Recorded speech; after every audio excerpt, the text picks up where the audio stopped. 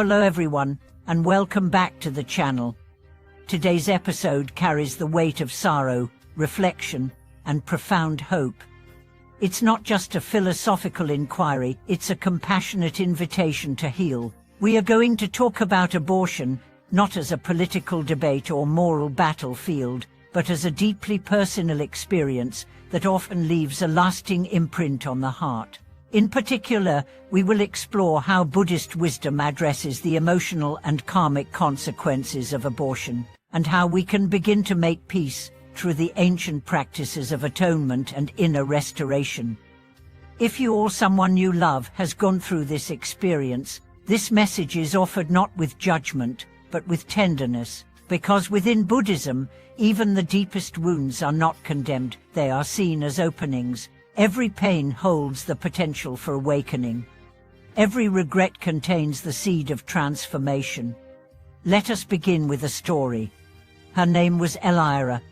She was 27 when she made the choice. It was not impulsive, it was considered, conflicted, and complicated. The circumstances were overwhelming: financial instability, emotional uncertainty, and no support from the partner involved. After the procedure, she expected relief. Instead, she encountered a quiet, creeping emptiness. Days turned into months. A persistent ache lingered in her chest.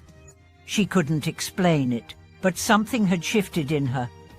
It wasn't just a physical absence, it was a spiritual fracture. It was during a visit to a rural Buddhist temple, an accidental detour during a solo trip, that she first heard a monk speak about the karmic consequences of abortion, not in tones of condemnation, but in the soft cadence of compassion. When a life is interrupted, the monk said, it creates a tear in the web of continuity, but that tear can be mended not by forgetting, but by remembering with wisdom, by acknowledging with truth, and by dedicating merit with love.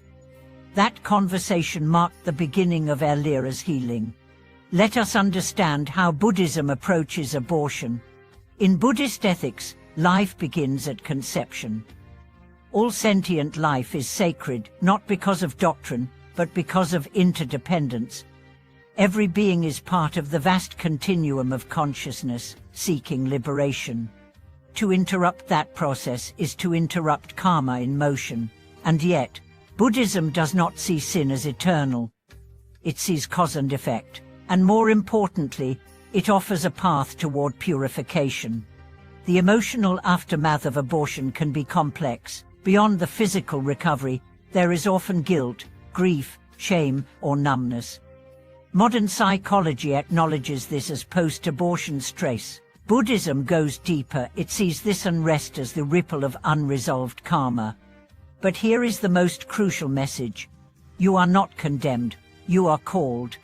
Called to return, to reconcile, to repair. And that journey, while not easy, is profoundly redemptive. There are 4 main Buddhist atonement methods for healing from abortion. Let's explore each, not as rituals to perform, but as doors to open. First, confession and repentance. This is not about public shame, it's about inner honesty. Find a sacred space, your altar, a temple, or a quiet room. Light a candle, bow deeply, speak aloud or silently the truth. I acted out of fear, confusion, or despair. I could not see clearly, but now I see, and I grieve. That this act of truth opens the gate to healing. In Buddhist tradition, repentance is not begging for forgiveness, it is clearing the mind of obscurity. It is not about being punished, it is about returning to clarity. Second, the practice of chanting and sutra recitation. Many traditions recommend the Sutra of Infinite Life or the Buddhist Buddhist Sutra, which is dedicated to beings suffering in the realms of death and rebirth. Chanting these sutras daily, or on significant days like anniversaries, serves 2 purposes. 1. It sends merit to the spirit of the unborn. 2. It purifies your own mind stream. As you chant, visualize the child surrounded in light, released from pain, moving peacefully toward rebirth or liberation. Third, dedication of merit. This is a beautiful and powerful act. Perform virtuous deeds, not out of guilt, but out of love, and dedicate the merit to the being you did not raise. Volunteer, make offerings, feed animals, or sponsor spiritual programs. Then sit quietly, fold your hands, and say, "May the merit of this act go to the one I could not carry. May they find peace. May they be reborn in a joyful realm. May they be free." This turns your grief into blessing. This transmutes your sorrow into service. Fourth, the ceremony of releasing. In many temples, rituals are held to symbolically release the spirit of the unborn. Small paper boats, flowers, or candles are floated on water. Letters are written. Names are whispered. Tears are allowed. This ritual is not for spectacle. It's for sacred closure. It's a way to say goodbye not with regret, but with reverence. But even if no such ceremony is available to you, you can create your own. Go to a river, sit by a tree, offer something symbolic, write a poem, sing a song.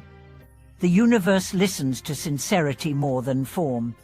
Let us also talk about the unborn. In Buddhist cosmology, the spirit that was not born does not vanish. It may remain in a subtle state, caught between realms, but it is not doomed. It is reachable through love, through prayers, through light. By turning toward this being not as a lost mistake, but as a teacher, you begin a relationship of healing. Elira, for instance, began writing letters to the child she never met. She kept a small altar with a white flower and a candle. Each morning she bowed and said, "Forgive me. I remember you. May you be free." Years later, during a silent retreat, she felt a wave of warmth so deep and unmistakable that she wept for hours. "It was like I was forgiven," she said, "not by someone above, but by the very life I once ended. Or maybe it was my own soul finally forgiving itself." This is what the Dharma offers, not perfection, but peace. If you have experienced abortion, or if you carry guilt of any kind, know this: you are not broken. You are invited.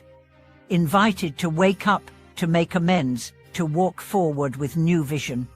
Let go of shame, it binds, but keep your sincerity, it liberates. Let go of self-punishment, it poisons, but keep your responsibility, it purifies. Let go of denial, it delays, but keep your hope, it heals. And if you know someone who carries this hidden wound, offer them presence, not advice. Offer them space, not solutions. Offer them the knowledge that healing is possible, that the Dharma holds even this. In Buddhist teachings, nothing is beyond redemption, not even the deepest regrets. Thank you for watching this video. If this message resonated with your heart, I invite you to share your journey, your reflections, or your prayers in the comments. Let's hold this space as sacred without judgment, with only compassion. And don't forget to like, subscribe, and turn on notifications to stay connected as we continue to explore the intersection of suffering and awakening. Until next time, may your wounds become wisdom, may your silence become song, and may the unborn in your life be reborn in light.